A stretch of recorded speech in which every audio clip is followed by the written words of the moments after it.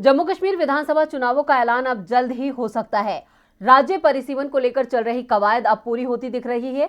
परिसीमन आयोग ने अपनी रिपोर्ट तैयार कर ली है, जिसमें राज्य में विधानसभा की 7 सीटें बढ़ाई जा रही हैं। आयोग की रिपोर्ट को स्वीकार कर लिया गया है। कई नई सीटें अस्तित्व में आएंगी तो कुछ पुरानी सीटों का अस्तित्व समाप्त हो जाएगा। लोकसभा क्षेत्रों का भी पुनर्निर्धारण किया गया है। तो क्या है इस रिपोर्ट में, देखते हैं इस खास रिपोर्ट। जम्मू कश्मीर के लोकसभा और विधानसभा क्षेत्रों को नए सिरे से परिभाषित करने के लिए बनाए गए परिसीमन आयोग ने अपनी रिपोर्ट तैयार कर ली है। रिपोर्ट जम्मू कश्मीर के 5 सहयोगी सदस्यों को सौंपी गई है, जो लोकसभा के सदस्य हैं, जिनमें 3 नेशनल कॉन्फ्रेंस से और 2 बीजेपी से हैं। इन सदस्यों से 14 फरवरी तक अपनी राय देने को कहा गया है, जिसके बाद रिपोर्ट को सार्वजनिक किया जाएगा। नेशनल कॉन्फ्रेंस के सदस्यों ने इस रिपोर्ट पर आपत्ति जताई है।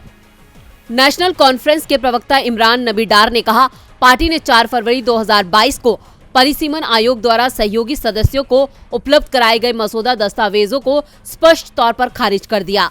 परिसीमन आयोग की रिपोर्ट में कई बदलावों की सिफारिशें की गई है। सुप्रीम कोर्ट की रिटायर्ड न्यायाधीश रंजना देसाई, मुख्य चुनाव आयुक्त सुशील चंद्र और जम्मू कश्मीर चुनाव आयुक्त के शर्मा वाले आयोग ने 7 अतिरिक्त विधानसभा सीटों का प्रस्ताव रखा था, जिनमें 6 जम्मू संभाग में और 1 कश्मीर घाटी में थी। पहली बार आयोग ने जनसंख्या के आधार पर अनुसूचित जनजाति के लिए 9 सीटें आरक्षित रखने का प्रस्ताव दिया है। अनुसूचित जाति के लिए 7 सीटें आरक्षित रखी गई हैं। परिसीमन की कवायद पूरी होने के बाद जम्मू कश्मीर में विधानसभा सीटों की संख्या 83 से बढ़ाकर 90 हो जाएगी, जबकि पहले कश्मीर संभाग से 46 और जम्मू से 37 सीटें थी।